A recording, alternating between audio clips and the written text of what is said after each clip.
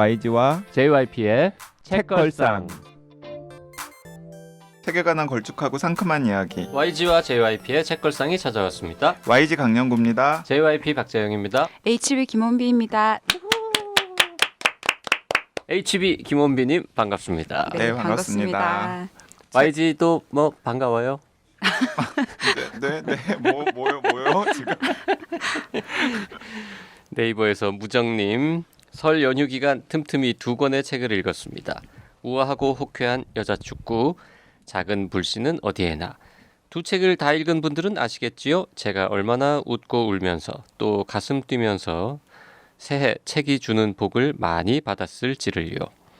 며느리이자 딸, 아내이자 엄마인 제 역할은 변한 게 없지만 시댁에서 우아하게 전을 뒤집는 순간에도, 새벽에 잠든 아이를 몸에 찰싹 붙여서 안아볼 때에도 저는 새 힘이 났습니다. 추천책 재미있게 읽으며 새로운 시선도 가져보면서 그렇게 살아가는 일이 참 좋습니다. 책걸상 늘 감사드리고 응원합니다. 네, 네이버의 무정님이 간간히 댓글을 남기시는데 상당히 감동스러운 댓글들을 남기세요. 아니나 다를까 이 댓글에 막 또 연이어서 또 다시 댓글들이 많이 붙었어요. 예를 들어 수지 땡땡땡땡님께서 그럼요 알다마다요. 새해 책복, 책이 주는 복 많이 받으세요. 그리고 진공상태님께서도 와 뭔가 감동적인 댓글이네요. 이 댓글을 저 책을 쓴 작가분들이 볼 수 있다면 하는 생각이 들었어요. 무정님 새해 복 많이 받으시고 항상 건강하세요. 네, 이렇게 막 훈훈한데요. YG도 댓글 달았네요. 아침부터 댓글 읽고 감동했어요. 고맙습니다. 그리고 HB님도 댓글 달았습니다. 저도 댓글 읽고 감동했어요. 감동했는데 왜 울어요? 유유. 책 즐겁게 읽어주셔서 무척 기쁩니다. 특히 새해 연휴에 함께 하셨다고 저야말로 막 힘이 나네요. 정말 감사합니다. 라고 달아주셨습니다. 그분이 지금 여기 와 있습니다. 네. 네, 그리고 네이버의 잭시님께서도 2018년 책걸상을 통해 알게 된 김상욱, 르클레지오 그리고 김원비님 세 분을 알게 되어 행복한 한 해였습니다. 지금 여자축구 재독하고 있는데 두 번째 책은 언제 나오나요? 2019년에는 볼 수 있을런지 매우 기대됩니다. 야, 2번이나 책을 읽으신다. 야, 이거 뭐 공부하는 책도 아니고 그러니까요. 에세이를. 본인은 2번 읽었습니까? 아, 저야 많이 읽었죠. 근데 그래요? 보통 이런 유형의 작가들도 있는데 자기가 한번 쓴 책은 절대로 다시 돌아보지 않는. 아, 그러니까 나온 다음에는 안 읽었던 것 같아요. 그러니까 쓰면서는 진짜 계속 읽었고 이제 물성이 돼서 이렇게 책으로 나온 다음엔 안 읽었던 것 같아요. 나온 다음에 뒤적뒤적하면서 네. 야, 잘 썼는데 뭐 이러면서 스스로 막 좋아하고 그런 경우는 없습니까? JYP 있죠? JYP 있어요. 야, 이거 되게 잘 썼다. 내가 어떻게 이거 생각해냈지? 뭐 이러면서 스스로 감탄하기도 하고 그러는데 HB님은 안 그러는군요. 나만 그러는 거야? YG도 그럴걸? 아, 저 안 그래요. 저만 이상한 사람인 걸로. 네. 수지 땡땡땡땡님, 저랑 남편 둘 다 운동을 하지도 보지도 않아요. 게다가 에세이를 좋아하지도 않아서 안 읽고 있다가 닥터집하고 1, 2권을 겨우 꾸역꾸역 읽고 난 뒤라 재미있는 책 읽어보고 싶은 마음에 우아하고 호쾌한 여자 축구를 읽기 시작했습니다. 재밌었어요. 저도 접근성까지 낮은 축구를 왜 할까 궁금해하며 읽었는데 축구팀 안에서 인생을 배웠네요. 로빙슛 장면에선 울고 좀비처럼 달려드는 상대팀 선수들을 걷어내기 위해 뻥축구를 하는 장면은 너무 웃겼어요. 휴먼 애써 위안체 같은 센스에는 너무 놀랐고요. 김원비 작가님의 첫 골을 응원합니다. 2권도 기다릴게요. 네. 이게 혼비 작가님의 우아하고 호쾌한 여자축구를 뒤늦게 읽고서 계속해서 댓글들을 남기신 분들이 있어가지고 제가 오늘 모아서 가져왔는데요. 그 읽을 때마다 기분 되게 좋으시죠? 네, 아직도 이렇게 회자가 되는구나. 너무 기뻐요. 자, 진짜. 대답. 네. 아, 기쁘다고요. 네. 자, 대답 좀 해주시죠. 2권이 언제 나오느냐, 다음 네. 책은 언제 나오느냐, 뭐 그런 얘기가 있는데 혹시 잭시님, 수진님 다 혹시 2권 축구 기다린다고. 속편 계획이 있는지 아니면 다른 책 계획이 있으신지. 아, 제가 사실은 여기에는 안 나와 있지만 잭시님이랑 수지님한테 답글을 달았어요. 답글로 답을 했는데 축구 책은 아닐 것 같고 얼마 전에 두 번째 책을 넘겼어요. 출판사에. 야, 정말 근데- 대단한 벌써? 네. 근데 생각해보면 제가 우아하고를 작년 1월에 넘겼거든요. 그러니까 1년 동안 아무것도 안 하다가 올해 1월에 이제 써서 넘겼는데 그러면 4년간 아무것도 안 한 JYP는 어떻게 되는 겁니까? JYP는 책걸상 했잖아.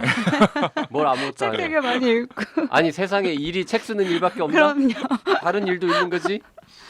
근데 아마 나는 그래서- 의사다도 하고. 네, 네, 알겠습니다. 네, 그럼 그래요. 저는 회사 다니는 거 말고는 일이 없기 때문에. 근데 아마 늦어도 여름에는 나오지 않을까. 네. 근데 참 놀라운 게 그 두 번째 책 쓴다라는 얘기를 네. 사석에서 저희한테 했었는데 네. 벌써 넘겼다고요? 근데 얼마 양자 안 된 것 같은데. 그 양 자체가 분량 자체가 그 우아하고 호쾌한 축구의 반도 안 되는 분량이었어요. 그래서 빨리 끝낼 수 있었어요. 하고 싶은 얘기를 다 담을 수 있었어요. 아니 그 다 못 분량에. 담겠더라고요. 그렇죠. 너무 아쉬워요. 그래서 네. 근데 정해진 분량이라서 어쨌든 기대하겠습니다. 네. 뭐에 관한 책인지는 아직 공개할 수 없는 걸로. 지난번에 이미 사실 이미 했나? 방송에서 YG님이 네, 술 얘기. 술 얘기. 술 얘기. 저희가 막 제목도 던져주고 그랬잖아요. 그쵸. 네. 우아하고 우아하고 호쾌한 호쾌한 여자 술꾼. 여자 술꾼. 네. 그거 해보면 좋을 텐데. 그래. 아이, 심지어 JYP님은 저한테 필명도 지어주셨잖아요. 내가 뭐라 그랬죠? 김혼술이라고. 김혼술. 김혼술이라고 내라고. 자, 다른 댓글 조금 더 볼게요. 진공상태님, 우리가 추락한 이유 편 들으시고요. 방송 정말 재미있게 잘 들었습니다. HB님의 소설 속 인물에 대한 감정이입과 상상 정말 흥미로웠어요. 읽어보지 않은 책인데 오늘 세 분의 방송 덕에 호기심이 마구마구 샘솟더라고요. 나라면 과연 총을 쏠 것이냐에 대한 청취자분들의 의견도 궁금하고요. 네, 우리가 추락한 이유를 그런데 아직까지는 많이들 안 읽으신 것 같아요. 네. 아직 댓글이 붙지는 않았어요. 네. 총을 쏠 것인지 말 그러니까 것인지. 너무 궁금해서 기다렸는데. 네. 우리가 추락한 이유 YG가 보증합니다. 정말 재밌어요. 네. 그러니까 꼭 읽어보시고 네, 재밌습니다. 총을 쏠지 안 쏠지 댓글을 남겨주시면 고맙겠습니다. 그리고 같은 방송 들으시고 모주님께서도 추억의 켄지와 제나루 루에인의 탄탄한 문학 실력이 집약된 소설 제목이 최고죠. 드링크 비포 더 워, 다크니스, 테이크 마이 핸드. 이게 루에인의 책 제목들이죠. 네. 네네. 뭐 그렇게 막 멋지다는 느낌은 안 드는데. 네. 다크니스, 테이크 마이 핸드. 그래서 그런지 번역될 때 다 제목을 다 바꿔가지고 출판사들이 내긴 했는데. 자, 댓글 말고요. YG 관련 소식이 하나 있어서 전해드리도록 하겠습니다. YG가 한국일보에 새로운 연재를 시작한다고 하는데요. 네, 한국일보에서 연초에 저한테 연락이 왔어요. 지면 개편을 2월에 하는데 격주로 YG 이름 걸고 연재를 하나 할 수 있겠느냐고. 그래서 어떤 연재를 원하시는데요? 그랬더니 저로서는 굉장히 약간 뜬금없기도 하고 반갑기도 하고 애매하기도 한 제안이었는데 SF 리뷰를 읽어본다 SF라고 하는 꼭지를 만들어 줄 테니까 이제 SF 리뷰를 이제 제가 독점적으로 해보라는 거예요. 그래서 제가 SF 소설을 독점적으로라는 건 아무도 SF 리뷰를 못한다는 뜻이 되나? 아니 그러니까 그 지면에서는 나만. 그래서 근데 제가 SF를 즐겨서 읽긴 하지만은 SF 팬덤이라고 할 정도는 아니거든요. 네. 약간 무섭기도 하고 네. SF에 대해서 괜히 잘못 말했다가 진짜 SF 잘 아시는 분들한테 막 욕먹을 것 같기도 하고 그래서 제가 꼭 적임자일까 했더니 너무 그렇게 팬덤 말고 네. 그냥 SF에 살짝 호기심이 있는 일반 독자들에게도 네. SF를 좀 친근하게 소개하는 그런 취지의 기획이다라고 하셔가지고 제가 일단은 수락을 했고요. 해봤는데 2월 15일에 연재가 시작이 됐어요. 네. 그리고 연재 시작을 할 때 그 한국일보 편집부에서 단 주는 과학 소설을 문학으로 과학으로 때로 사회로 읽고 소개하는 연재를 지식 큐레이터 강량구 씨가 격주로 씁니다라고 소개를 하셨더라고요. 네. 제가 원래 지식 큐레이터 겸 YG와 JYP 책걸상 진행자라고 소개를 해달라고 내가 정말요? 요청을 네. 했는데 그건 빼셨더라고요. 그럼 지식 큐레이터를 빼 그냥. 이 뭐 누가 인정해 주는 것도 아니고 자격증이 있는 것도 아닌데. 제가 한국일보에 연락해서 지식 큐레이터를 빼고 그러게요. 그러면 그거 YG와 쓰겠네. JYP의 네. 책걸상 진행자라고 그렇게 써달라고 하세요. 그게 네. 낫잖아. 그래야겠다 진짜. 아무튼 그래서 지금 이 방송을 하는 시점에서는 세븐 이브스라고 하는 작년에 나온 SF 소설이 한번 소개가 되었고요. 그리고 이제 두 번째로는 제가 책걸상에서도 한번 추천한 적이 있었던 쌀과 소금의 시대를 지금 써서 원고를 보냈으니까 네. 나올 예정입니다. 그리고 한 가지 그 연재 뒤에 SF 초심자 권유지수로 해가지고 제가 별표를 붙여놨어요. 네. 근데 그 별표는 딱 누구를 염두에 두고 붙이는 거냐면 JYP 염두에 두고 아 그래요? 이게 몇 점 만점인데요? 5개 만점. 아, 그럴 때 5개 만점이면 이건 JYP도 그냥 읽어볼 만하다. 네. 이런 거라고 생각하시면 그 됩니다. 첫 번째 요 세븐 이브즈 요거는 몇 개 줬어요? 별 3개 줬는데요. 난 안 봐도 되겠네. 안 보는 게 아니라 또 막 보면은 저번에 그 바르도의 링컨처럼 무슨 귀신 신 하나 까먹는 소리냐고 하면서 근데 이 쌀과 소금의 시대 저도 그때 소개해 주신 거 보고 너무 궁금했는데 이게 품절됐잖아요. 절판됐잖아요. 그 1권은 품절이고 네. 2권은 구매를 할 수 있어요. 그래서 1권 없이 2권만 사서 뭐해? 그래서 제가 알라딘 근데 중고 도서관에서는- 알림이에 신청을 했는데 지난주에 왔어요. 그래서 2권을 손에 넣었어요. 제가 빌려준다 그랬는데. 네네.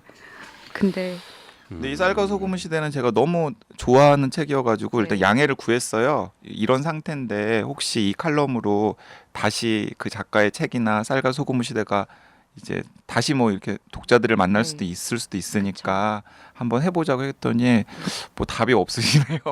근데 아마 뭐 오케이 하시겠죠? 뭐 보냈는데 뭐 네네. 그렇죠. 그러게요. 네. JYP도 읽을 수 있는 SF 초심자들을 위한 뭐 안내 글 이런 건가 봐요. 네, 그런 거죠. 예. 그래서 이제 간단하게 컨셉이나 내용 소개하고 이제 작가 소개도 하고 뭐 의미 같은 것도 조금 소개하고 워낙에 짧은 분량의 글이어가지고 네. 이것저것 다 담지는 못하겠더라고요. 별 5개 나올 수 있을까요?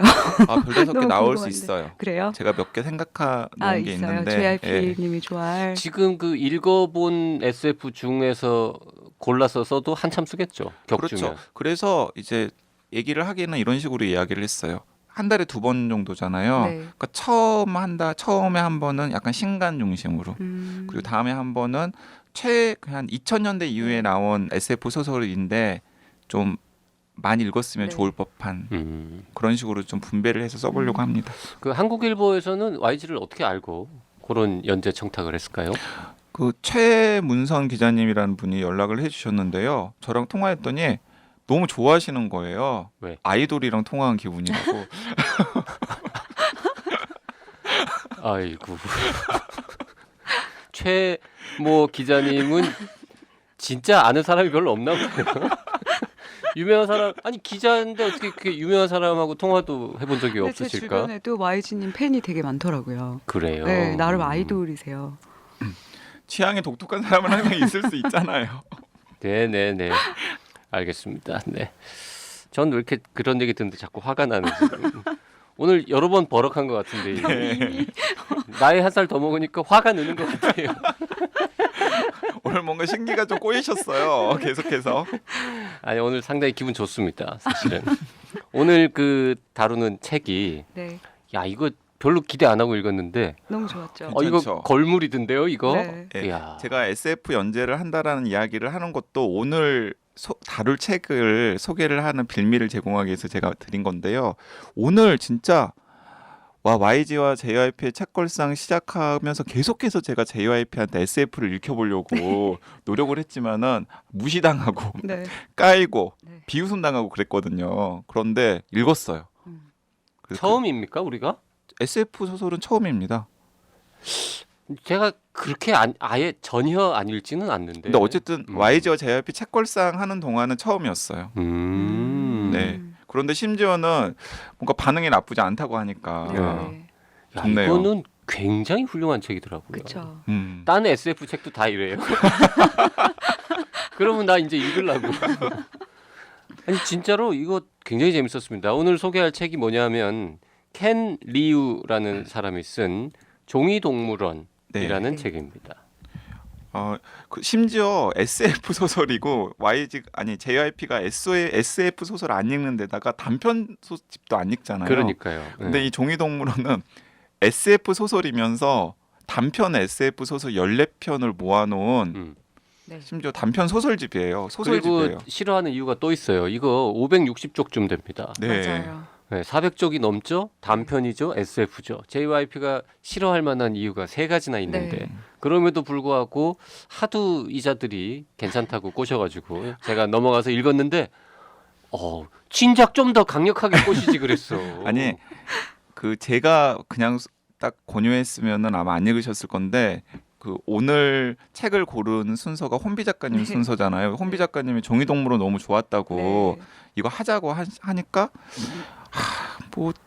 되게 맞이 못해서 저도 오늘 되게 긴장하면서 왔어요. 그래 한번 읽어볼까 읽어볼게 봐. 뭐 네. 이랬는데 반응이 나쁘지 않네요. 네, 다행이에요, 진짜. 정말 훌륭했고요. 어떻게 훌륭했는지는 이제 차차 얘기하기로 하고 일단 아직 그렇게 유명한 이름은 아니죠. 켄 리우. 이 어떤 사람인지 좀 소개를 해주시죠. 켄 리우는 이제 76년에 중국 서북부의 간수성의 란조우시라는 데서 태어났어요. 그러니까 간수성은 중국의 약간 변방 쪽이잖아요. 그렇죠. 이제 그쪽에서 태어나서 어찌어찌 연이 닿아가지고 가족들이 10대 초반에 미국으로 이주를 했더라고요. 이제 아마 아버지 어머니가 지식인이었었나 봐요. 그래서 미국에 있는 대학에 자리를 잡으면서 이제 가족들을 전부 미국으로 이주를 했고, 그래서 10대 초반부터 이제 미국에서 생활을 했고 하버드 대학교 영문과를 졸업을 했는데 대학에서 영문학을 공부하면서 약간 수학이라던가 프로그래밍 같은 것들을 이중 전공 비슷하게 공부를 했었나 봐요. 그래서 취직은 마이크로소프트사의 프로그래머로 취직을 했습니다. 그래서 영문학을 공부하면서 프로그래머로 밥벌이를 하면서 또 로스쿨에 가서 공부를 해요. 하버드. 네, 하버드 로스쿨에 가서 공부를 해서 변호사 자격증을 딴 다음에 가방 끝 되게 기네요. 네, 그래서 이제 법무법인에서 세무 전문 변호사로 7년간 일을 했다고 합니다. 그런데 프로그래머로 일을 하고 변호사로 일을 하는 동안에 어쨌든 본인이 대학에서 영문학을 공부를 했으니까 틈틈이 단편 소설을 쓰고 계속해서 투고하는 일들을 했대요. 이제 그러다가 이 종이 동물원이라고 하는 오늘 소개하는 책에 실린 몇 편의 단편 소설이 엄청나게 세상의 주목을 받고 높은 평가를 받으면서 일약 지금 현재 SF계에서 가장 떠오르는 신성, 신의 작가의 이제 대접을 받는 이르렀죠.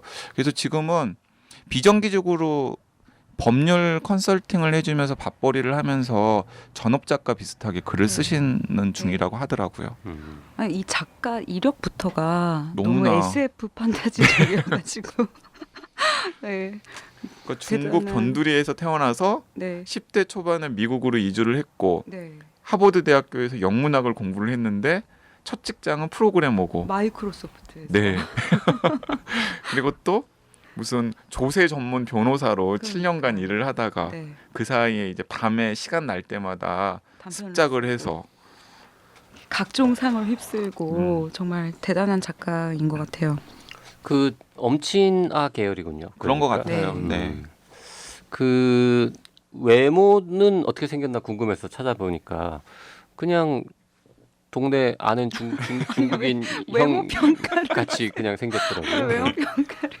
네. 네. 외모 중요하게 생각합니다. JYP. 아 심지어 아니 작가도요. 궁금하잖아요. 네. 그냥 뭐 중요하게 생각한다기보다도 이게 그 여성 작가의 경우에는 네. 그 PC에 걸릴까 봐서 언급하지 않지만은 PC가 뭐예요? 정치적으로 올바른. 아 예. 그거. 네. 예.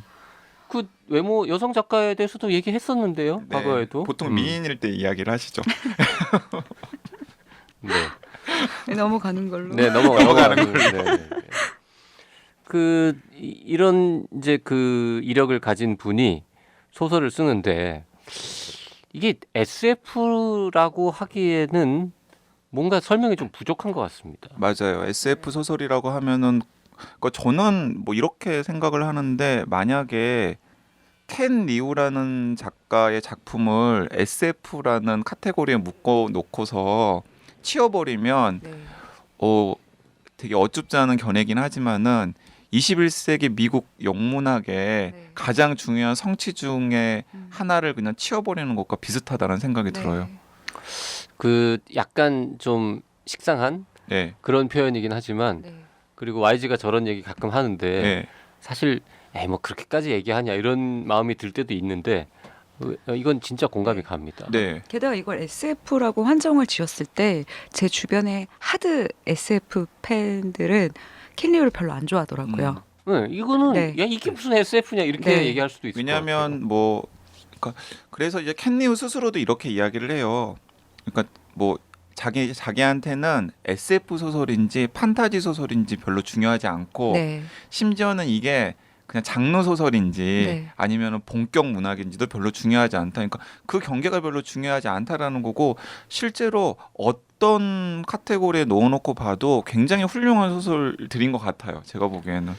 그 SF 소설도 무슨 내부 분류 같은 게 있습니까? 뭐 가령 뭐 우주 전쟁 같은 거 나오는 큰 네, 스케일의 있죠. 예, 예. 작품이라든지 아니면은 뭐 컴퓨터 막 등장하는 네. 뭐 인공지능 나오고 네, 뭐 네, 로봇 네. 나오는 뭐 이런 거라든지 세부 장르들이 되게 있어요. 있어요. 뭐 네. 스페이스 오페라, 뭐 사이버 펑크, 스팀펑크, 네, 뭐. 스팀펑크 그리고 뭐 하드 SF 네. 뭐 등등 여러 그 가지 아니, 장르들이 있습니다. 그 나만 모르는 거 아닐 거 아니에요. 그 다른 청취자분들을 위해서 말 나온 김에 지금 얘기한 그냥 용어들 간단하게 설명하면 네. 우주 전쟁 이런 건 스페이스 오페라, 스페이스 오페라 이렇게 야, 하고요. 네. 그리고 이제 하드 SF는 굉장히 정교한 과학 지식들이나 어허. 과학 이론들을 소설 속에 녹여내어 가지고 오호. 하는 걸 이거는 과학 공부도 열심히 굉장히 해야만 쓸 그쵸. 수 있는. 그래서 이제 네. 주로 과학자들이 SF를 쓰면 하드 SF를 쓰게 되는데 재미가 없어서 깔죠. 네. 그리고 그리고 또 예를 들어 스팀펑크 같은 경우는 어떤 식이냐면 이런 거예요. 스팀펑크. 스팀펑크. 스팀이 뭐 열나는 그 아, 증기기관. 증기. 어. 그러니까 이제 막 뭐 하늘에 우주선이 날아다니고 무슨 그 은하철도 999 같은 게 사실은 스팀펑크를 약간 비튼 거라고 할 수 그쵸, 네. 있는데 우주를 날아다니는 우주왕복 이제 열차가 있는데 그 열차의 연료 수단이 스팀 증기기관인 네. 거예요. 근데 그게 또 장르화되어 있어요. 예, 예. 그래요. 계열. 네, 네. 그러니까 오. 이제 약간의 대체 역사인데 18세기에 그 스팀펑크라는 장르로 분류되는 SF 소설들은 일단 증기기관이 나옵니까? 네. 증기관이 반드시? 나옵니다. 네. 예를 들어서 제가 책 처방행 때도 한번 소개를 했었고 최근에 영화로도 만들어진 막 도시가 움직이는 그런 모터 엔진 그거. 예. 네. 그게 스팀펑크의 한 장르예요. 오. 그 도시를 움직이는 게 석탄 증기기관이거든요. 오호. 예. 이렇게 세 가지 얘기했고요. 그리고 또 아까 뭐라고 아까 했는데? 사이버펑크. 사이버펑크는 이제 이런 거죠. 뭐 아바타 등장하고 또 뭐예요? 주인공이 사이버 세계로 막 들어가 가지고 약간 현실과 환상이 막 뒤섞이면서 이제 문제들을 해결하고 미션을 해결하는 아니면 해커들 막 나와가지고 네. 막 하는 그런 계열을 이제 사이버 펑크 계열이라고 하죠. 이렇게 크게 한 네 종류가 있어요. 그리고 이제 대체 역사. 대체 역사는 네, 대체 역사는 쌀과 소금의 시대 같은 게 대체 역사인데 역사의 어떤 상황을 그거 JYP 읽어봤을 것 같은데 복고일 씨의 비명을 찾아서 같은 경우 안 봤어요. 네. 그게 그 이런 식으로 시작하잖아요. 무슨 일본 연호가 나오면서 네. 사실 1988년이 이제 안중근 의사가 이토 히로부미를 암살을 현실에서는 했는데 그 역사 속에서는 그게 실패한 거예요. 그래가지고 우리나라가 여전히 20세기 후반까지도 일제의 식민지라고 하는 설정의 소설이 이제 그 복고일 씨의 비명을 찾아서라고 하는 소설인데 뭐 그런 식의 이야기들. 그 대체 역사는 그러면 이 영어로 다른 건 다 영어로 얘기했는데 뭐라 그래요? 얼터너티브 히스토리 뭐 그런 식으로 이야기하죠. 그런 네. 식으로 요렇게 한 5가지 카테고리가 있단 말이죠. 근데 네. 사실 이것도 사람마다 네. 그렇게 나누는 사람이 있고 또 그 안에서 또 세부적으로 막 나누는 뭐 예를 들면 두 번째 아까 YG님 SF. 말한 하드 SF 중에서도 AI 뭐 인공지능은 또 인공지능 뭐 컴퓨터 프로그램은 컴퓨터 프로 그렇죠. 그 사람마다 이제 나누는 게 달라서 유전자 조작 나오고 이러면 하드 SF입니까? 그러면 일단 그걸 굉장히 과학적인 접근으로 네. 그렸다면 그러면 그리고 또 뭐 전혀 다른 분류도 있는데 아포크립토스라고 아, 하는 그쵸. 장도 네. 있어요. 그거 뭐냐 종말 소설. 그러니까 이제 지구가 뭘로 망하는 거예요. 뭐 묵시록. 핵전쟁으로 망하든지 묵시록 뭐 아니면 이런 거. 뭐 독감 바이러스가 유행해가지고 망하든지 등등 하면 그 망하는 과정이나 아니면 지구 온난화로 망하든지 아니면 이제 생존자들의 이야기 같은 것들을 그쵸. 이제 다루는 소설들. 네. 그러니까 재난 소설은 좀 실현 가능한 실제로 발생할 만한 재난을 다루는 네. 거고 네, 이 아포칼립토스 네, 아포칼립토스. 요거는 그냥 지구가 아예 망하는 뭐 이런 네. 계열. 인류가 이제 몰락하는 뭐 이런. 네. 이야. 그렇죠. 또 새로운 인류가 탄생하는 그런 유의 SF도 따로 있고. 그 가주 이식으로 네, 그 나를 보내지만가요? 뭐 너를 보내 그거 나를 보내지 보내지 마. 마. 그것도 그러면 SF로 SF적인 요소가 요소가 이제 요소가 있는 거죠. 있다고. 네. 네. 네.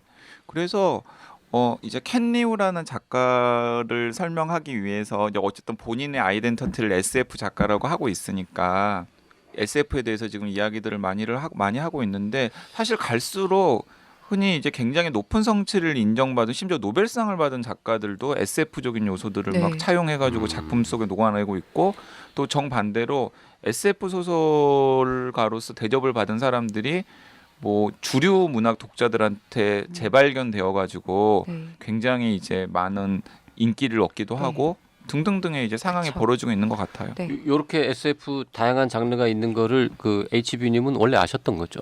저도 이렇게 YG님이 정리를 해주니까 약간 체계가 잡혔지 그 전까지는 그냥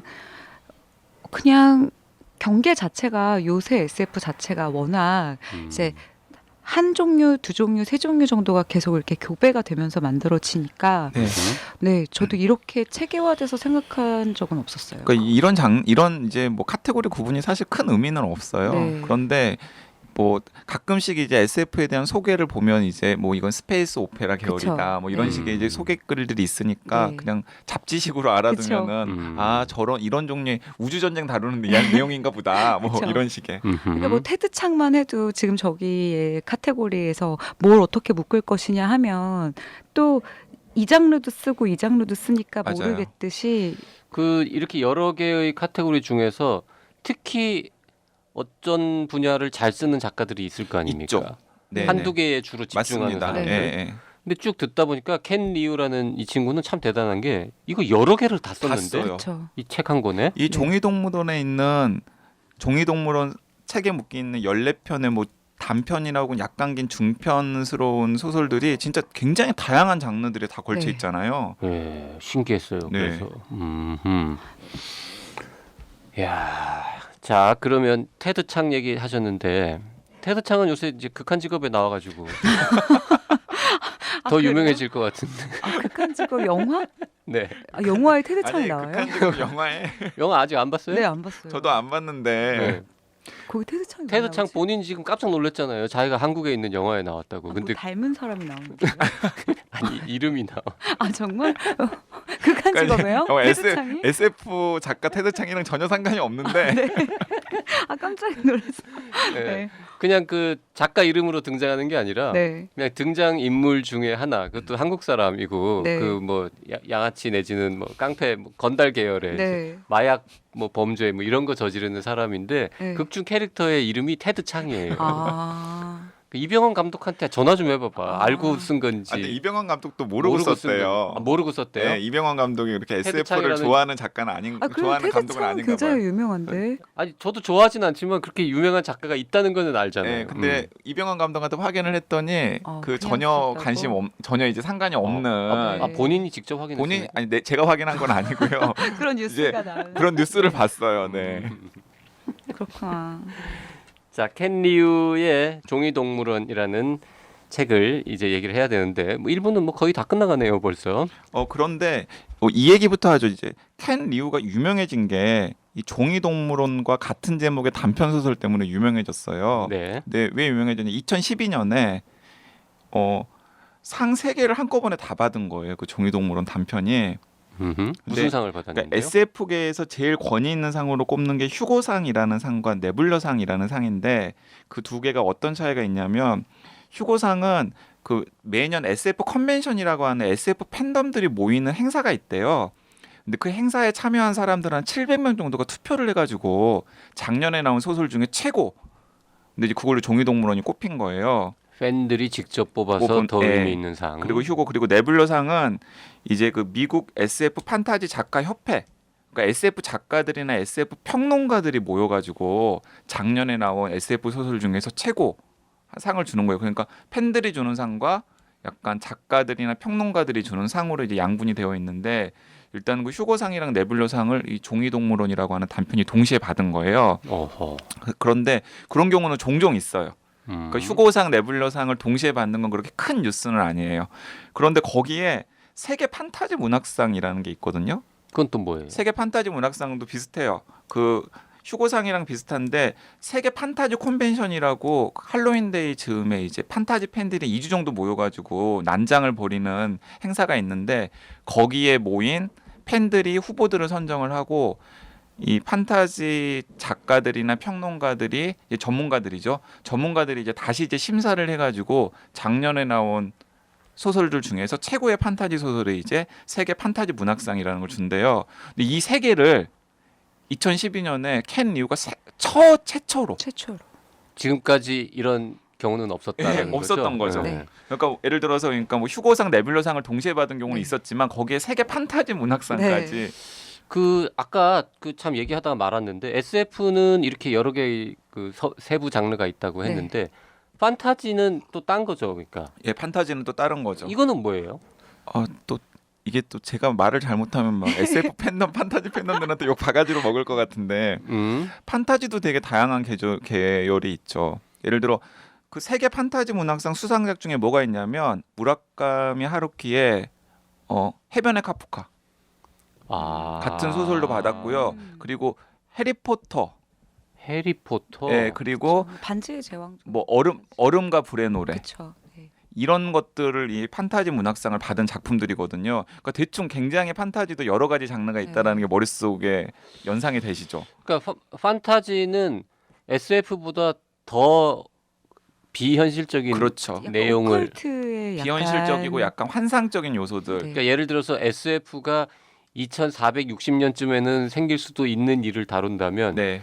이 판타지는 24,000년이 되어도 일어나지 않을 법한 이야기를 그러니까 다룬 이런 겁니까? 예, 아예 다른 세계. 네. 뭐 요종들이 등장하고 네. 그다음에 막 무슨 예를 들어서 그냥 종이로 만든 동물이 움직이고 아하. 판타지는 더 싫다.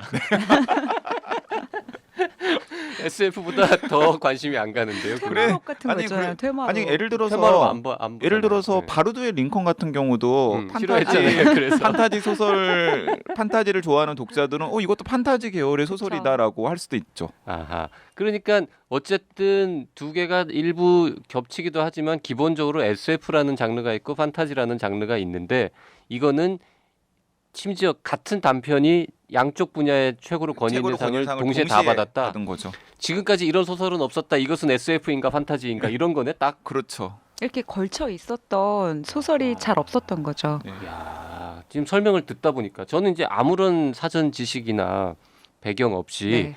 그냥 이분들이 보라니까 내가 한번 읽어준다 이런 마음으로 보기 시작했는데 됐다 재밌었거든요. 근데 네. 지금 다 읽고 나서 이렇게 설명을 들어보니까 더 이 책이 훌륭하다 이런 느낌. 그리고 더 웃긴 건 뭐냐면 그래서 켄 리우가 순식간에 그냥 SF 판타지 문학계 총회로 떠오른 거예요. 진짜 누구야? 그리고 그동안에 이제 본인이 투고를 거절당했던 소설들이나 꿈쳐듣던 소설들을 이제 물들어할 때 놓줘야지 이런 마음으로 계속 투고를 하는 거죠. 그러니까 막 1년에 몇 편씩 소설들을 발표를 하는데 그 소설들이 또 다 훌륭한 거예요, 너무. 옛날에 써놓은 거구나. 근데 옛날에 써놓은 것들이죠. 켄 리우의 말에 따르면은 자기는 굉장히 쓰는데 이제 시간이 많이 걸리는 작가인데 이렇게 다작하는 것처럼 보이는 거 옛날에 써놓은 것들을 방출하기 때문이다. 그래서 이제 그 중에서 좋은 평가를 받은 단편들만 모아서 처음으로 펴낸 단편집이 종이동물원이라고 하는 오늘 다루는 책이고요. 이 켄 리우가 또 유명해진 게 뭐냐면 2015년에 중국의 SF 소설 한 편이 영어로 번역이 되어가지고 아까 언급했던 그 팬들이 뽑은 SF상인 휴고상을 수상을 했는데 중국 소설이 중국 소설이 그 삼체라고 하는 그러니까 중국 소설이 영어로 번역이 되어서 그 휴고상을 받은 건 처음 있는 일이에요. 왜냐하면 이 SF라는 장르 자체가 굉장히 그 백인 중심의 장르거든요. 그래서 이제 뭐 흑인이라던가 혹은 뭐 이제 유색인 작가가 상을 받는 경우가 굉장히 드문 일인데 처음으로 중국 작가가 쓴 중국어로 쓴 SF 소설이 영어로 번역이 되어가지고 이 상을 받았는데 그 영어 번역을 캔 리우가 했어요. 아, 이 사람이 11살 때 중국에서 미국으로 이주한 걸로 되어 있으니까 중국어가 되겠네요. 그렇죠, 중국어가 되겠죠.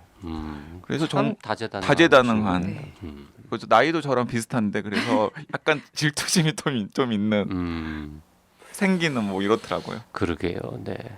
자, 시간이 어느덧 다 돼서 종이동물원 표제작은 물론이고 나머지 13편의 단편들이 어떤 설정인지 어떤 내용을 담고 있는지는 전혀 말하지 않은 채 네. 변죽만 사실 울리다가 그냥 방송이 얘기할 게 끝납니다. 너무 많아서 네. 다음 시간에 다 할 수 있을지 모르겠어요. 뭐 한 편 더 해도 되죠. 뭐 네.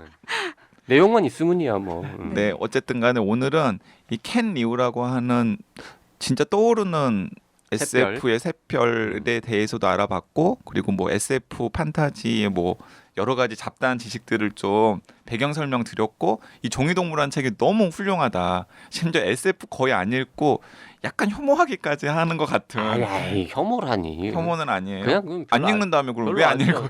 별로 안 좋아하는 거죠. 네. 아니 내가 사귀지 않는 모든 사람을 다 혐오해? 그렇지 않잖아요. 그냥. 그 모르고 그냥 사랑하지 않을 뿐. 네. 네. 그런 JYP가 정말 재밌다고 훌륭하다고 한 책이니까 여러분들도 한번 기대해 보시고 다음 방송 할 때까지 뭐 관심 있으신 분들은 찾아서 읽어보셔도 읽어보시면 좋을 것 같아요. 같습니다. 네. 다음 시간에 다시 돌아오겠습니다. 고맙습니다. 네, 감사합니다.